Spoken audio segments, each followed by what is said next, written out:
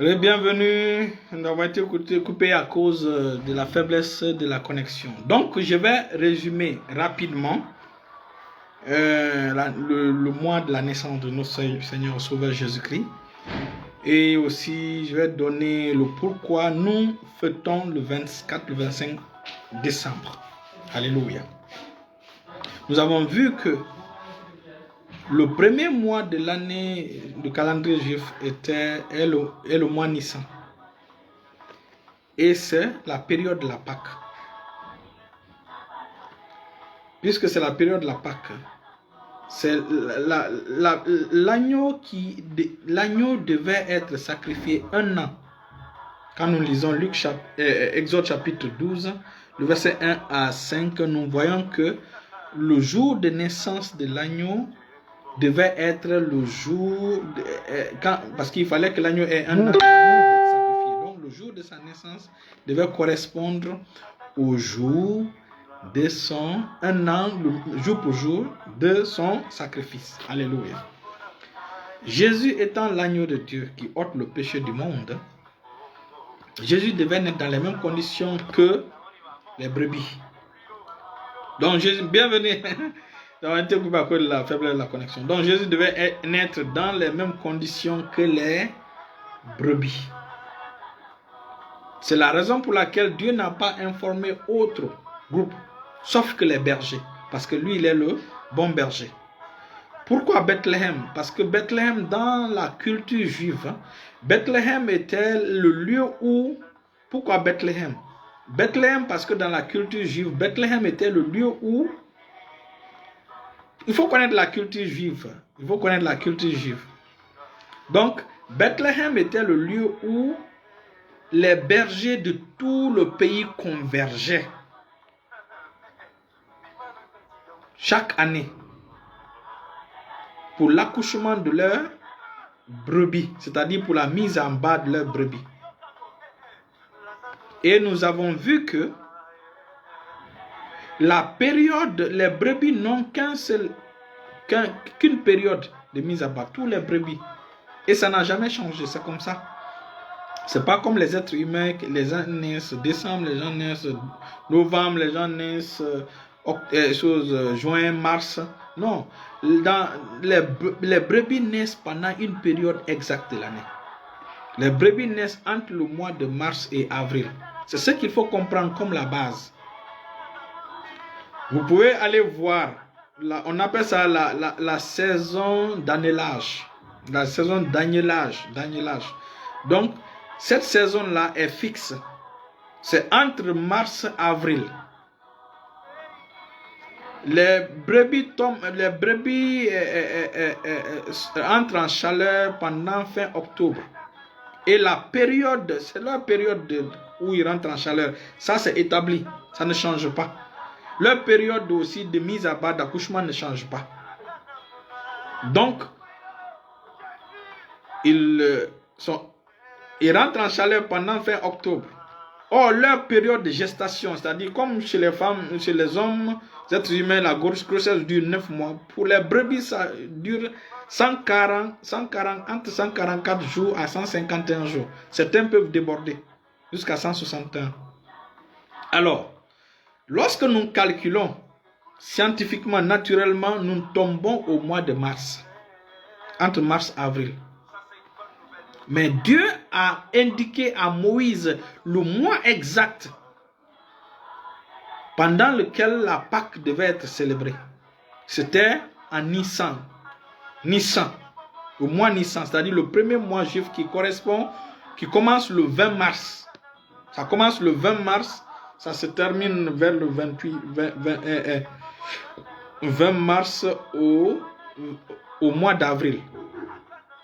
Et le deuxième mois commence vers le 21 avril ou 20 avril jusqu'au l'autre mois. Vous voyez, les calendriers juifs commencent vers le 20.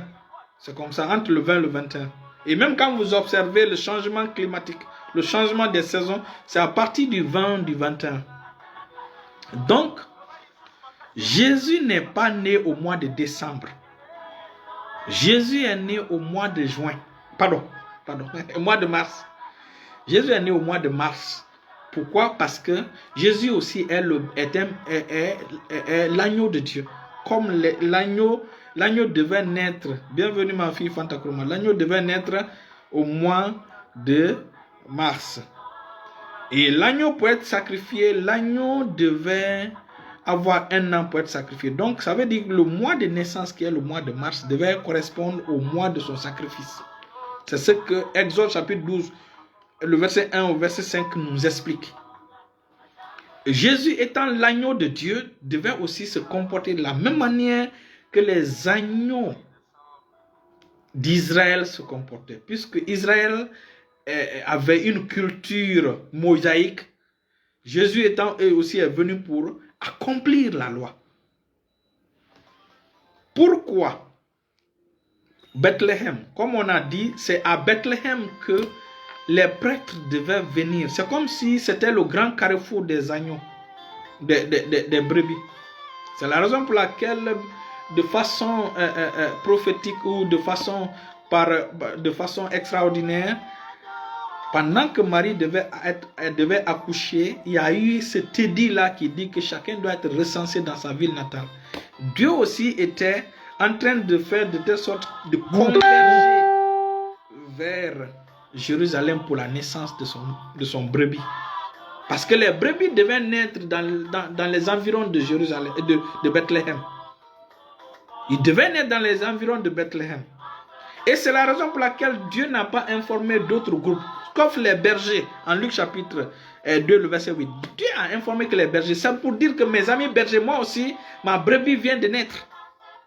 Et vous vous rappelez, Jean-Baptiste dit, voici l'agneau de Dieu qui ôte le péché du monde. Donc Jésus devait se comporter comme un agneau. Il est venu accomplir la parole de Dieu. Il est venu accomplir la loi. Donc il devait se comporter comme la façon dont les bergers, Dieu devait se comporter la façon dont les bergers se comportent en Israël. Dieu devait copier les bergers d'Israël. Puisque c'est lui qui a donné les règles. Lui aussi devait appliquer ces règles. Jésus devait se comporter comme l'agneau. C'est pourquoi ses parents, l'édit est venu, ses parents sont venus vers Bethléem.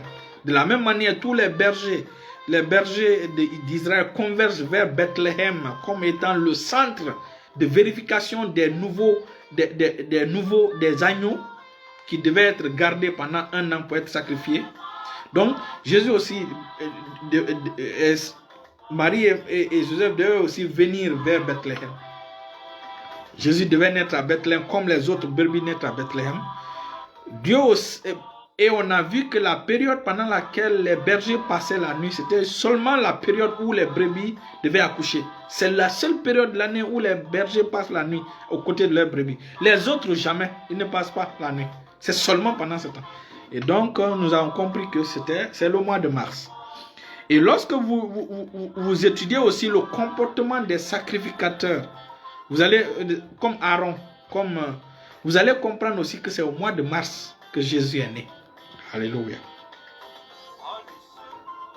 Alléluia. Maintenant, nous avons établi que Jésus est né au mois de mars. Alléluia. Donc, puisque le mois pendant lequel l'agneau devait naître, il faut que l'agneau ait 1 an. Donc, s'il est né, l'agneau était né le 20 mars, l'agneau devait mourir le 20 mars.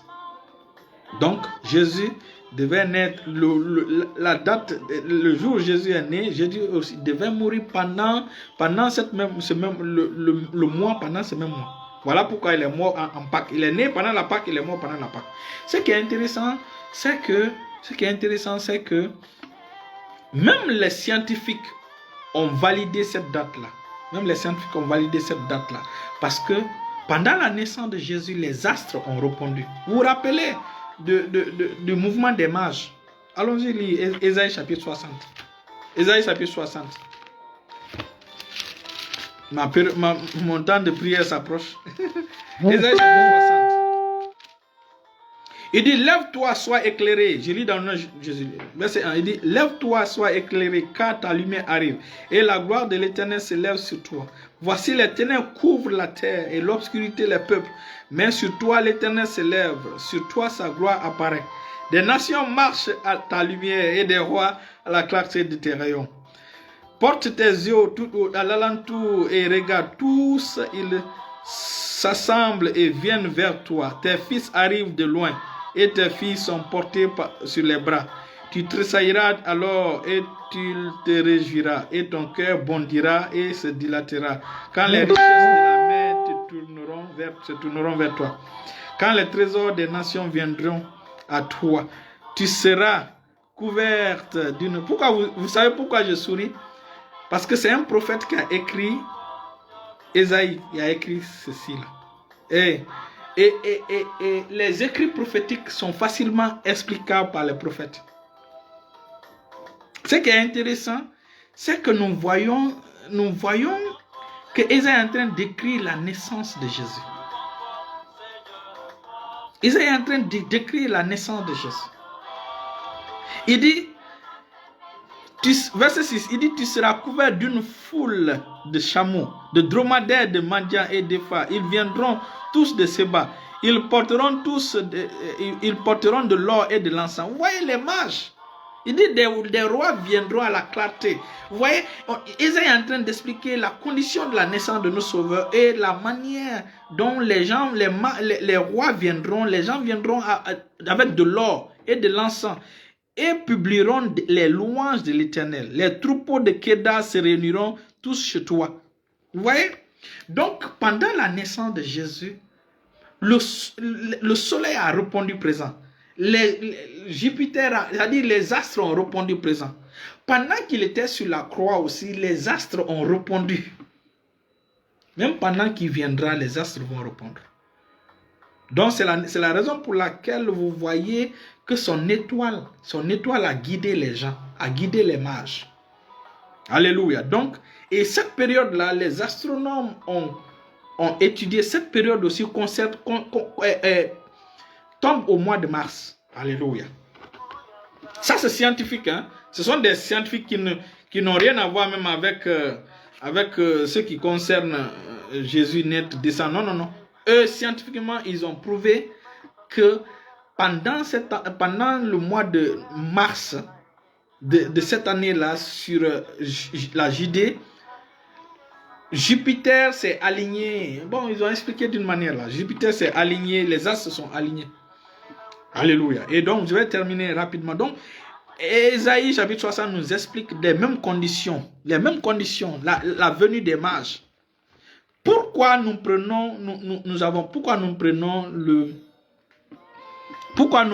choisissons le 25 décembre comme, pourquoi celui qui a choisi le 25 décembre, moi je le soutiens. Nous allons lire la raison dans Juge chapitre 6, à partir du verset 21. Je lis dans le nom de Jésus. À partir du verset 20. Juge chapitre 6, à partir du verset 20. Il dit, l'ange de Dieu lui dit, prends la chair et les pains sans levain, pose-les sur ce rocher et répands le jus. Et il fit ainsi. L'ange de l'Éternel avança à l'extrémité du bâton qu'il avait à la main et toucha la chair et les pains sans levain. Alors il s'éleva du rocher un feu qui consuma. Donc vous voyez, ça c'est la rencontre de Gédéon avec l'ange de l'Éternel. Alléluia. Maintenant il dit, et l'Éternel dit, soit l'heure de prière, dans 10 minutes. Il dit, et l'Éternel lui dit, sois en paix, ne crains rien, tu ne mangeras pas. Il dit, maintenant voilà pourquoi nous sommes derrière le 25 décembre. Alléluia. Il dit, l'Éternel, à partir du verset,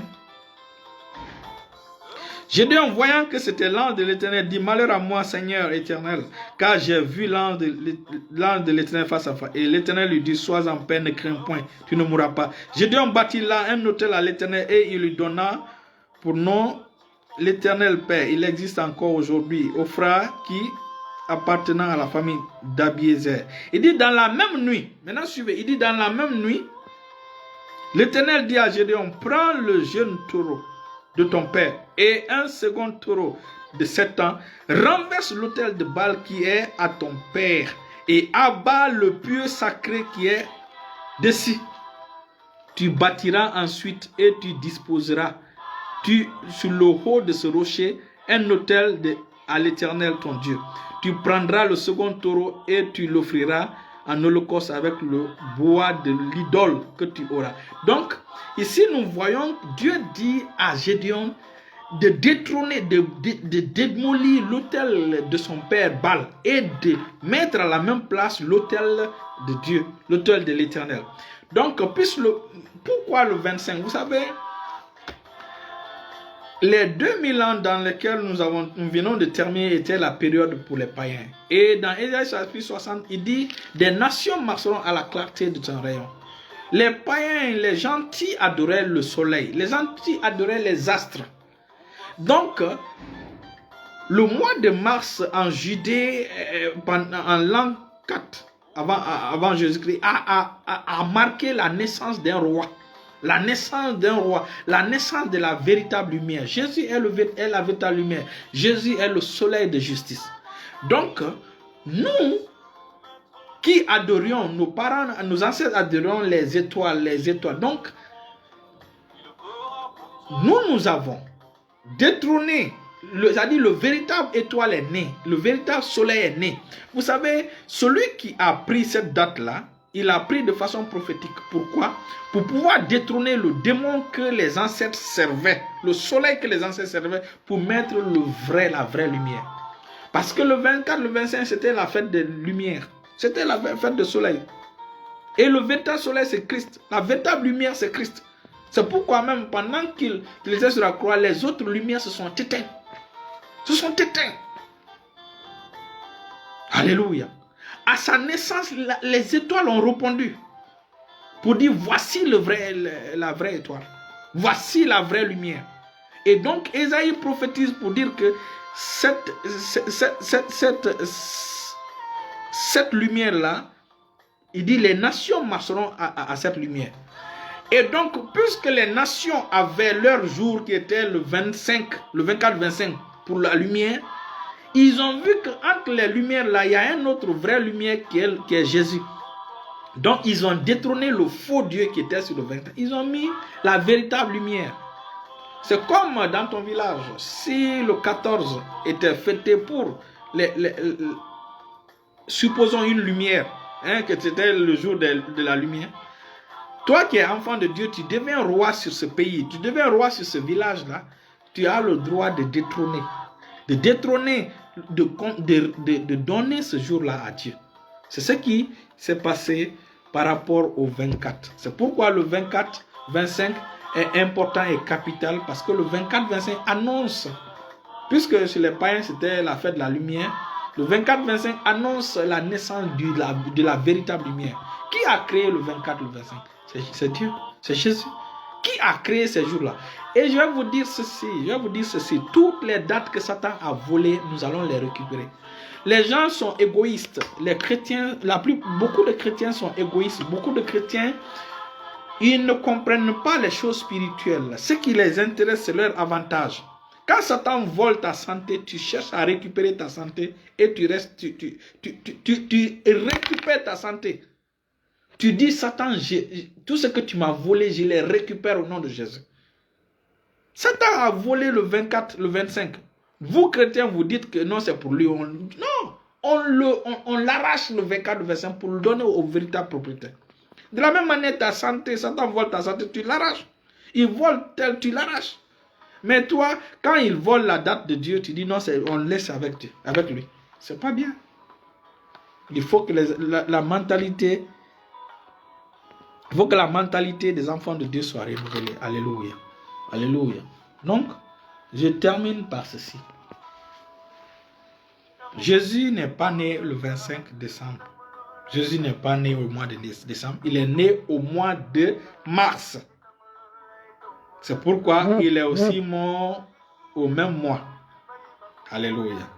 Maintenant, le 25 a été choisi parce que des hommes spirituels ont décidé, au lieu d'adorer un Dieu qui a été désarmé, au lieu d'adorer un démon qui a été désarmé, que Jésus a désarmé. Écoutez, même Halloween doit être récupéré. Et un moment viendra, toutes ces dates-là seront récupérées. Un moment, gloire à Dieu, j'ai vu. Merci beaucoup pour le... Un moment viendra, toutes ces dates-là seront récupérées. Prenons par exemple, pendant le millénium, il n'y aura pas de Gay Pride. Il n'y aura pas un jour où on fête le Gay Pride, où on fête les choses là pour Satan. Non. Je vais vous lire un passage, vous allez voir. Tout sera restauré. Tout sera retourné à Dieu. Ésaïe chapitre 11. Ésaïe chapitre 11, je lis et on finit. Ésaïe chapitre 11 à partir du verset 5. Ésaïe chapitre 11 à partir du verset 5. Je lis dans le nom de Jésus. Il dit, la justice sera la ceinture de ses flancs. Ça, c'est pendant le millénium. Pendant le millénium, qui va faire Gay Pride? Qui va prendre une date pour un démon? Jamais. Les 1000 ans, Jésus sera le roi de la terre. Jésus va dire, Satan sera enfermé pendant 1000 ans. Pendant ce temps, il dit, la justice sera la ceinture de ses flancs et la fidélité la ceinture de ses reins. Il dit, le loup habitera avec l'agneau et la panthère se couchera avec le chevreau. Le veau, le lionceau et le bétail qu'on engraisse seront ensemble et un petit enfant les conduira. Un petit enfant les conduira. Il dit, la vache et l'ours auront un même pâturage, leurs petits un même gîte.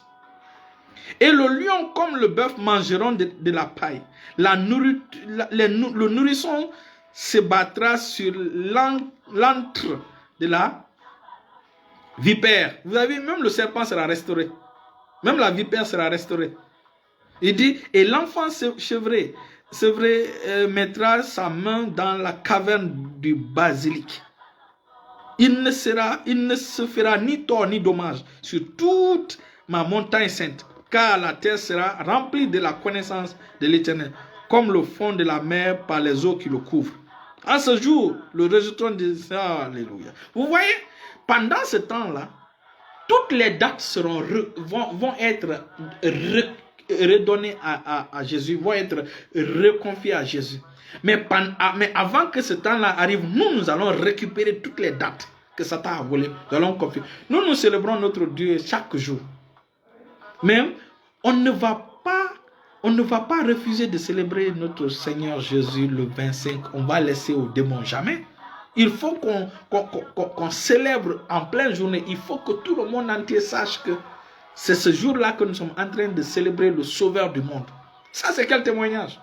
C'est quel témoignage au monde? Vous envoyez des conditions, vous envoyez des raisonnements bidons. Des raisonnements bidons.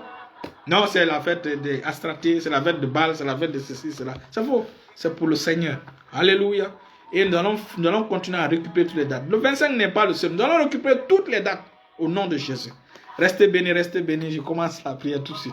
Restez bénis au nom de Jésus.